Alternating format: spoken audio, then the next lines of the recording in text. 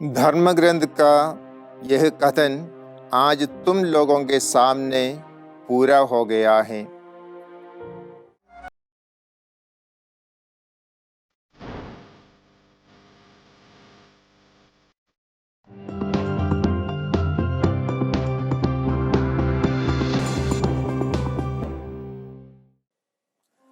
आत्मदर्शन TV के सभी श्रोताओं को मेरा प्यार भरा जय यीशु। आज हम संत लूकास का सुसमाचार अध्याय 4 वाक्य की संख्या 21 से 30 तक पर मनन चिंतन करेंगे। विश्राम के दिन यीशु अपनी आदत के अनुसार सभागृह गए। वहाँ उन्हें पढ़ने के लिए इतिहास का पुस्तक दिया गया और उन्होंने अध्याय 61 वाक्य 1 से 3 तक पढ़कर सुनाया। पढ़ने के बाद वे बैठ गए और लिखते हैं, लोगों की आंखें उन पर टिकी हुई थी और प्रभु यीशु ने कहा, धर्म ग्रंथ का यह कथन आज तुम लोगों के सामने पूरा हो गया है। कैसे पूरा हो गया? यानी जिसके विषय में उन्होंने पढ़कर उनको सुनाया वह खुद वहीं पर उपस्थित हैं, यानी प्रभु यीशु ही मसीह हैं, जिसके विषय में इतिहास अपने पुस्तकों में लिखा है। ये सुनने के बाद लोग उसे स्वीकार करने के लिए तैयार नहीं था।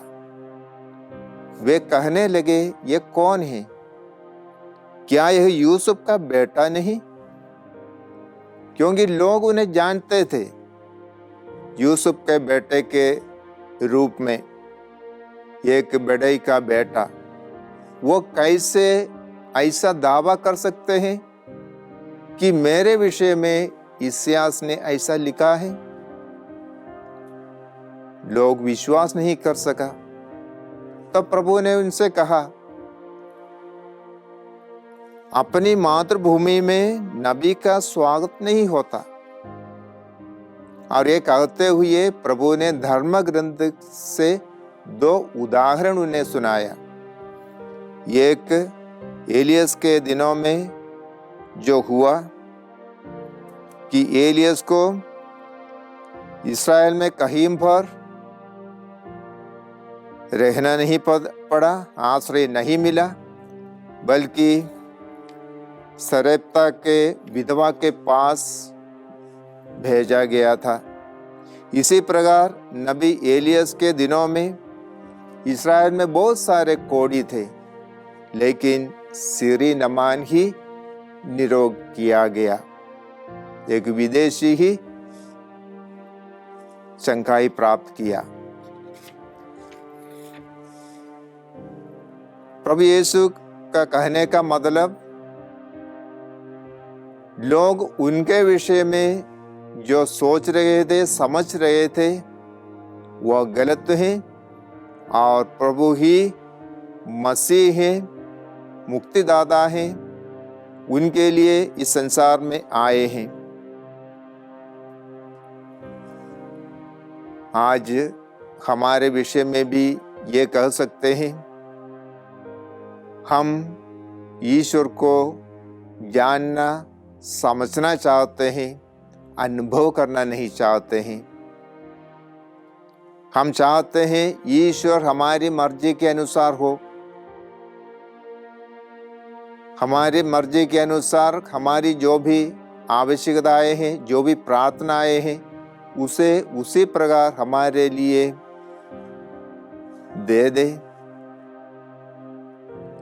और इससे भिन्न हम और कुछ नहीं चाहते। प्रभु यीशु के विषय में लिखा था, प्रभु का आत्मा मुझ पर छाया रहता है, क्योंकि उसने मेरा अभिषेक किया है।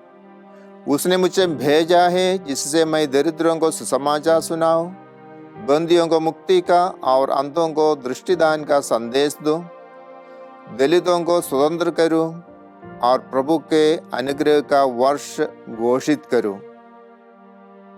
प्रभु ने यही किया, चंगाई किया, अनुग्रह का वर्ष घोषित किया, सुसमाचार सुनाते हुए अंधों को दृष्टिदान दिया।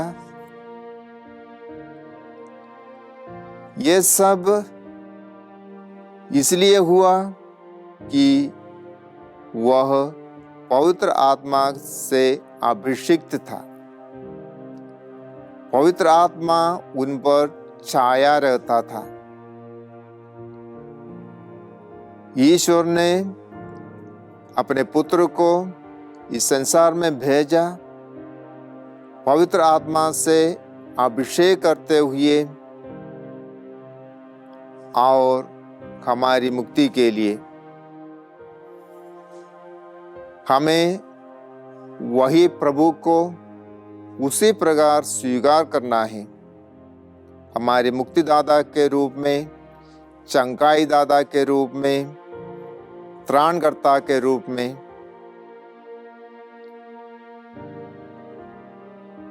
हमारे मन में जो भी प्रवृत्तियां हैं, जैसे यूसुफ के बेटे के रूप में देखने का, उसे त्यागना है।